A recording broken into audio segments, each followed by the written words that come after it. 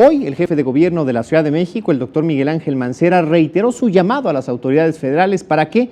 Para expandir sus horizontes comerciales, esto en caso de que las negociaciones, los trabajos de modernización del Tratado de Libre Comercio de América del Norte fracasen. Atendamos.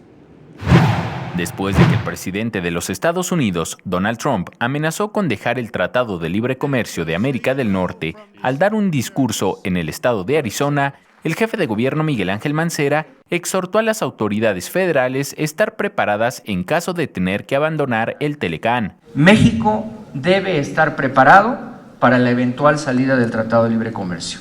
No podemos esperarnos a simple y sencillamente a ver qué decide el señor Trump, sino México tiene que estar trabajando con su comercio, con sus núcleos económicos internos. Destacó que las declaraciones de Trump no deben infundir miedo en México. Por el contrario, es una situación que se debe aprovechar para buscar nuevos nichos comerciales con otros países. México hoy tiene un vecino voluble en esta materia económica.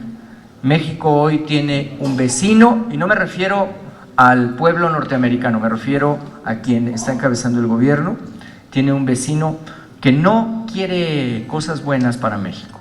Tras inaugurar la Expo Pymes 2017 en el World Trade Center de la Ciudad de México, el mandatario local dijo que otro aspecto a trabajar en el país es la del aumento al salario mínimo, ya que, dijo, fue lamentable escuchar la postura de Canadá, quien durante la primera ronda de renegociación del Telecán puso énfasis en los bajos salarios que se pagan en México.